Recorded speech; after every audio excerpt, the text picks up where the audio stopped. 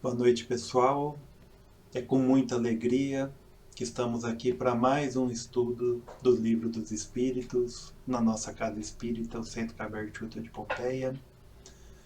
E antes de iniciar o nosso estudo, a nossa reflexão de hoje, vamos realizar a nossa prece, pedindo a Jesus, nosso querido mestre e amigo, que nos inspire, que nos ampare, para que possamos hoje refletir sobre esses ensinamentos, também pedindo auxílio à proteção, a inspiração dos bons espíritos, dos mentores da nossa casa espírita, e que nós possamos, ao final dessas reflexões, estar saindo melhor do que quando nós entramos. Que assim seja. Então, pessoal, como eu disse, nós vamos fazer o nosso estudo do Livro dos Espíritos de hoje. Eu vou colocar alguns slides para auxiliar a nossa compreensão, tá? Então, só para a gente se situar, nós estamos na parte segunda do Livro dos Espíritos, do Mundo dos Espíritos, no capítulo 6º da Vida Espírita, e vamos fechar o capítulo 6º hoje, que fala das relações de simpatia e antipatia entre os espíritos, né? Metades eternas, ok? Então, eu vou ler as questões, são questões curtas, tá? Mas é bom a gente lembrar de alguns pontos importantes. Eu gosto muito de frisar os princípios, né, da doutrina espírita. Geralmente o pessoal fala que são 5 princípios, né? Na verdade, no Livro dos Espíritos, Kardec coloca mais pontos, né? E se a gente estudar bem esses pontos, na verdade, toda a compreensão do Livro dos Espíritos fica mais simples, tá? Então tá lá Deus, imortalidade da alma, comunicabilidade dos espíritos e várias outras coisas. Então tem duas passagens muito importantes que Kardec nos deixou lá no Livro dos Espíritos, que são essas daí. A alma possui sua individualidade antes de encarnar e conserva-a depois de haver separado do corpo. Então isso é importante. A alma possui sua individualidade. O espírito é uma individualidade. E Kardec continua, chega num ponto que ele também diz: os espíritos são atraídos na razão da simpatia que lhes inspire a natureza moral do meio que os evoca. Então, os espíritos são atraídos, existe uma atração contínua em todo o universo de espíritos que tem razão de simpatia, que tem ligações de amor. Então, tá ali dentro dos princípios básicos da doutrina espírita, tem essas duas frases que vão nos auxiliar na compreensão das reflexões das perguntas de hoje. Outra coisa que eu gosto bastante é esse quadrinho da Lei do Progresso, tá? Sempre lembrar que existe a lei de evolução, ou seja, ela é sempre crescente, nós estamos sempre evoluindo em conhecimento, evolução espiritual, tá? Conhecimento, sentimentos, amor, ok? E outra base para a gente conversar hoje aqui, né, que já foram tratados em semanas anteriores, então bem rapidamente, metades eternas ou almas gêmeas, esse é um termo popular, e popularmente a gente ouve isso na mídia, novela, filmes, como é que é entendido? Então a visão popular fala e algumas doutrinas também falam de almas, né, que necessitam se unir, metades eternas, são duas almas, dois espíritos, né, que precisam se unir para criar uma individualidade, para ser feliz, para se complementar. Esse é o termo popular quando a gente fala de metades eternas, ou mesmo almas gêmeas, e algumas. Teve até uma novela no passado que falou disso. Mas também outros meios, né, outras doutrinas, outros locais que nós procuramos, quando fala de almas gêmeas, eles também se referem há almas perfeitamente identificadas em valores, ideias e tudo mais. Ou seja, almas como se fossem duas crianças que nasceram gêmeas, ok? Aquelas gêmeas, os gêmeos idênticos que são muito parecidos. Então, popularmente é assim que a gente se refere a esses termos. Qual que é a visão da doutrina espírita que foi falada nas estudos passados? Metades eternas não existem. Os espíritos, como eu disse, são individuais, existe uma individualidade, então não é possível, dentro da doutrina espírita, um espírito ser criado de forma separada, que depois, unido, forma uma única individualidade. Ou seja, tinha duas, formou uma, o que acontece com a outra? Então isso na doutrina espírita não cabe, ok? Já almas gêmeas, da forma como está escrito, como a gente crê popularmente, né? A doutrina espírita, com algumas modificações, ela entende isso. Ela diz assim, que são espíritos afins. Então, almas ou espíritos com grande identificação, até fluídica mesmo, de fluidos perispirituais, são chamados de espíritos afins, que são muito semelhantes ao conceito de almas gêmeas. Tá? Mas não são gêmeas, não foram criadas ao mesmo tempo, não é isso. É no sentido de afinidade. Isso é importante, espíritos afins, dentro da doutrina espírita, porque nos planejamentos reencarnatórios nós vamos ver, nós sabemos, né, que essas almas se ajudam, se apoiam, se aprendem juntos e uma ajuda a outra a evoluir. Então, esses são pontos importantes para a gente fazer esse estudo dessas questões de hoje. Tá? Ok? Vamos começar pela questão 300. Ok? Nós lemos a 299 na semana anterior. E acho que é curiosidade só mesmo, todas essas questões, perguntas e respostas que estão no Livro dos Espíritos, a partir da questão 298, elas estão na Revista Espírita de 1858. Essa Revista Espírita, nesse ano, Kardec reproduziu ali um diálogo entre um senhor que tinha perdido a esposa e ele gostava dela, estava ansioso por receber notícia, né?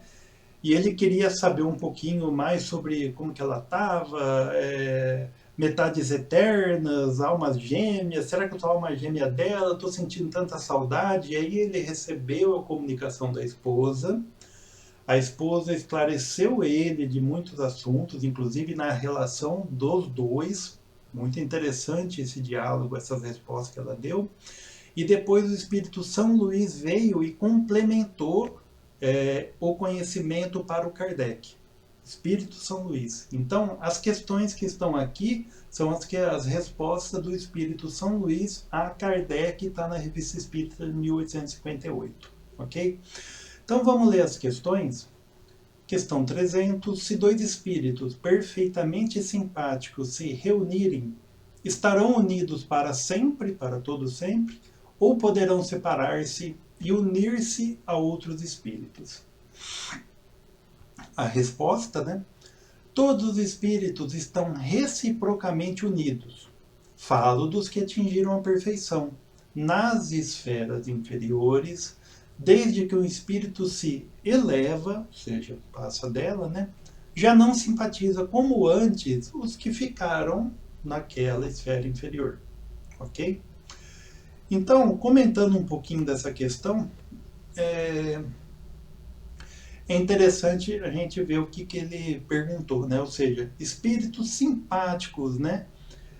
Eles vão estar unidos para sempre ou eles vão separar? Então ele está deixando claro aqui, olha, simpatia de espíritos, certo? Identidade de ideias, se um espírito evoluir, passar por uma esfera, por um aprendizado, ou evoluir mais do que o outro, a simpatia começa a enfraquecer e muitas vezes até sumir. Lembrando, Simpatia é diferente de amor. Uma coisa é o amor que liga espíritos, um amor verdadeiro, universal. Outra coisa é simpatia de ideias, ou seja, é ligação de ideias, de propósitos, de conceitos, e um espírito que evoluiu mais do que o outro, realmente, eles estão pensando em coisas diferentes. Esse aqui já tem uma visão maior, quem evoluiu, do que realmente tem valor na vida eterna, e enquanto esse outro aqui ainda está dando valor a coisas que não vão levar ele a caminho nenhum. Então a simpatia enfraquece, mas não os laços de amor. Tanto que fala que a simpatia é o início da verdadeira fraternidade. Porque através dos laços de simpatia nós entendemos, né? Nós vivemos, compartilhamos experiências, vivemos com outros espíritos e a partir mesmo que a gente evolui, nós compreendemos o que o outro está vivendo. E lembrar que a simpatia ela tem relação com essa evolução, como está a resposta, mas principalmente a simpatia ela não surge de um planejamento reencarnatório, ela é um livre-arbítrio dos espíritos. Você pode se simpatizar com o espírito ou não, essa é a sua decisão, a sua escolha. Então você também perde a simpatia também por sua decisão. Não é uma coisa imposta, ok? Seguindo, questão 301. Dois espíritos simpáticos são complemento um do outro, ou a simpatia entre eles existente é resultado de identidade perfeita? E a resposta: a simpatia que atrai um espírito para outro resulta da perfeita concordância de seus pendores e instintos. Se um tivesse que completar o outro, perderia sua individualidade. Então, mais uma vez, pegando os conceitos que a gente falou lá no início, né? Espíritos simpáticos têm afinidade de ideias, de valores, de propósitos, estão seguindo caminhos lado a lado praticamente, né? Ou o mesmo caminho. Eles não são complementares. Você imagina uma jornada que você está seguindo com alguém. Vocês estão seguindo lado a lado, em paralelo. Você não é complemento, porque aí se fala que dois espíritos simpáticos se complementam, perde individualidade, aí não é mais doutrina espírita. Então mais uma pergunta que Kardec fez para reforçar esse conceito. Na questão 302, a pergunta é: a identidade necessária à existência da simpatia perfeita apenas consiste na analogia dos pensamentos e sentimentos ou também na uniformidade dos conhecimentos adquiridos? E a resposta: na igualdade dos graus de elevação. Então, a pergunta do Kardec é: simpatia só nasce de sentimentos ou precisa ter conhecimento também? Ou seja, um espírito que ama o saber, ele consegue ter relação de simpatia com outros? Então, o que o Kardec está falando, a resposta dos espíritos é grau de elevação. Vamos comentar um pouquinho mais. Então, o que é graus de elevação? Lembrar que um espírito, na lei do progresso, naquela jornada que ele faz, né, rumo à perfeição, ele tem que desenvolver o sentimento de amor e de fraternidade universal, mas também de conhecimento, ou seja, tem que ter uma elevação moral e uma elevação intelectual. Então, a elevação espiritual compreende muitos aspectos, tanto de conhecimento quanto de sentimentos. E os caminhos para essa jornada de progresso espiritual podem ser diferentes. Em determinados momentos, um espírito pode entender que ele precisa fazer uma evolução moral mais forte. Imagina dois espíritos que estão juntos ali, dois espíritos simpáticos que estão vindo, evoluindo juntos, né? de repente um fala, eu preciso fazer uma evolução moral melhor. E o outro, dentro do planejamento também que ele participa, ele fala, não, eu preciso desenvolver a ciência, o lado intelectual, o conhecimento. E ele começa a planejar experiências disso, enquanto o outro planeja experiências que o elevem moralmente. Então, são caminhos que os dois estão progredindo, mas por caminhos diferentes. Momentaneamente diferentes. Porque os dois vão chegar lá em cima, vão chegar ao grau de perfeição de um espírito puro e vão estar conectados e ligados. Mas momentaneamente se amam, mas escolhem caminhos diferentes. Então é normal que os laços de simpatia se enfraqueçam nisso. Não de amor, de simpatia, porque eles começam a ter experiências diferentes por um determinado período. Então, o amor sempre cresce. O amor está sempre crescendo, mas as relações de simpatia, elas às vezes diferem. E por que é importante isso? Porque é importante os espíritos se conectarem e conhecerem novas pessoas, novos espíritos, novas experiências. Se dois espíritos começam a ficar muito dependentes um do outro para evoluir, não é o ideal. Então, permitir que os espíritos participem da sua programação encarnatória, evolutiva, escolhendo qual o melhor caminho naquele momento, é importante. Desfaz um pouco a simpatia, mantém os laços de amor e dá chance de você conhecer e formar novos laços de simpatia. Então, bacana, né? Questão 303. Podem tornar-se de futuro simpáticos espíritos que presentemente não são simpáticos? Resposta: todos o serão. Um espírito que hoje está numa esfera inferior ascenderá aperfeiçoando-se. Há em que se acha tal outro espírito. E ainda mais depressa se dará o encontro dos dois, se o mais elevado, por suportar mal as provas a que esteja submetido, permanecer estacionário. Interessante, né? Ele está falando assim, olha, se quem está mais elevado nessa jornada acabar não conseguindo progredir mais, pode ser que esse aqui o alcance. É isso que ele disse, tá? Mas tem uma parte A também nessa questão que eu vou ler também, depois a gente comenta no final. Então, a questão 303A. Podem deixar de ser simpáticos um ao outro dois espíritos que já o sejam? E a resposta é certamente se um deles for preguiçoso. Então, essa resposta complementa a anterior, né? Ou seja, se você existem dois espíritos simpáticos, com identidade, afinidade de ideias, de propósitos. Se um deles, a palavra preguiçoso é forte, mas se um deles não consegue avançar mais, que ele não perde a vontade ou diminui a vontade de superar certos obstáculos, o outro pode progredir e os laços de simpatia se enfraquecer. Mas vamos comentar um pouquinho melhor, tá? Perdão, eu não tinha colocado a 303.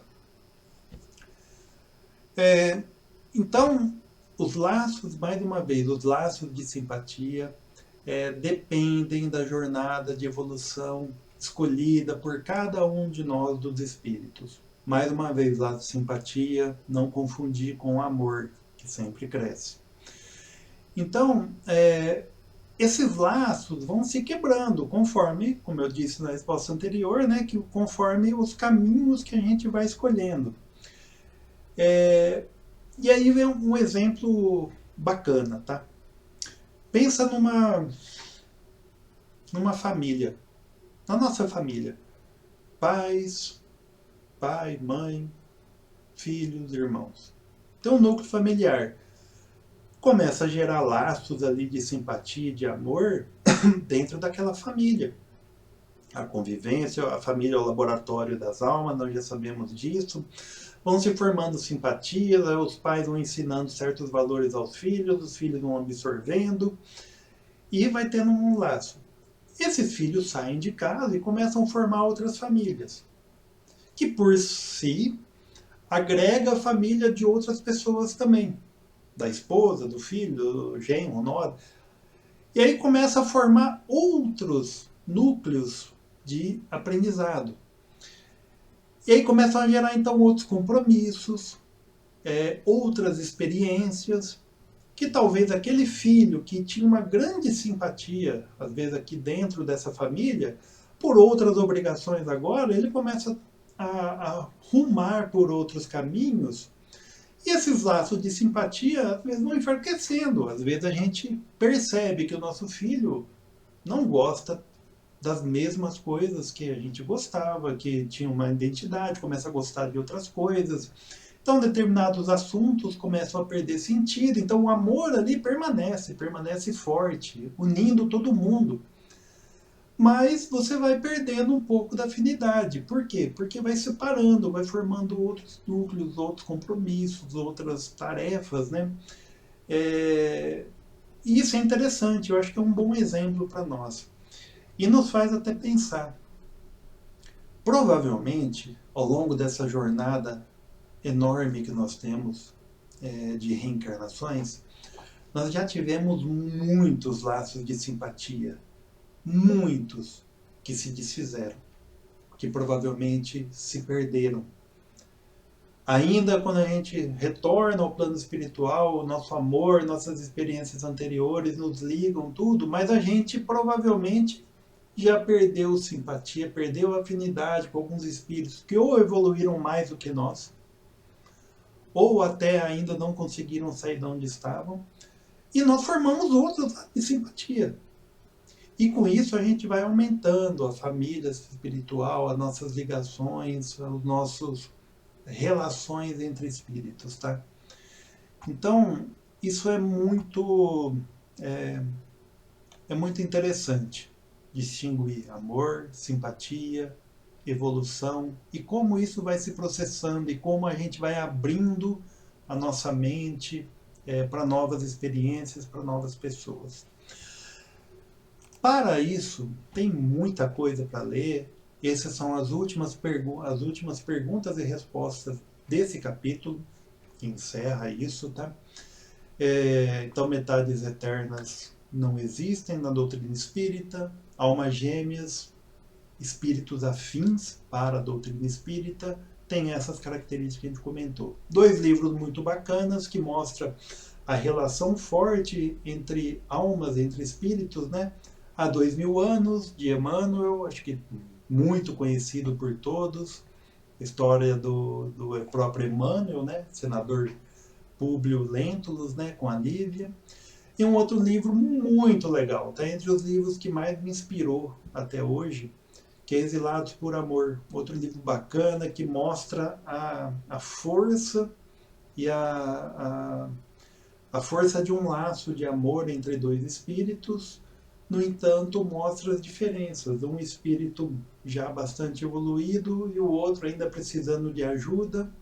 E conta uma historinha, são 2 romances, esse último muito bacana para quem tiver oportunidade de ler. Leia, que é muito legal. E para encerrar, tem um poema que eu adoro, eu acho muito bonito, que está no livro Há 2000 Anos, escrito por Emmanuel, enquanto ele era o Públio Lentulus, na encarnação 2000 anos atrás. É um poema que ele escreveu na sua mocidade ali, aquele romano orgulhoso de si, mas que ele também amava a então companheira dele, a Lívia. E ele fez um poema que ela cantava para ele. Então fala de alma gêmea, tá naquele livro Há 2000 Anos que eu dei a dica, e eu não vou fazer a crítica, a análise do poema, que vai estragar uma coisa tão bela. Então só vou ler e a gente encerra. Então ele fala: alma gêmea da minha alma, flor de luz de minha vida, sublime estrela caída das belezas da amplidão. Quando eu errava no mundo, triste só no meu caminho, chegaste devagarinho e encheste meu coração. Vinhas na bênção das flores, da divina claridade, tecer-me a felicidade em sorrisos de esplendor. És meu tesouro infinito. Juro-te, eterna aliança, porque sou tua esperança, como és todo meu amor. Alma gêmea de minha alma, se eu te perder algum dia, serei tua escura agonia, da saudade dos seus véus. Se um dia me abandonares, luz terna dos meus amores, hei de te esperar-te entre as flores da claridade dos céus. Então, pessoal, poema eu acho muito lindo, tá lá no livro. Quem não leu, leia. Aliás, leia os dois. Então, vamos fazer a nossa prece de encerramento. Fechando nossos olhos, mantendo ainda nossa mente conectada a esse momento. E agradecendo a Jesus por mais essa oportunidade de estarmos juntos aqui. Espíritos simpáticos, porque todos nós, com vontade de progredir, de evoluir, nos reunimos aqui para estudar e refletir um pouco sobre seus ensinamentos, Jesus,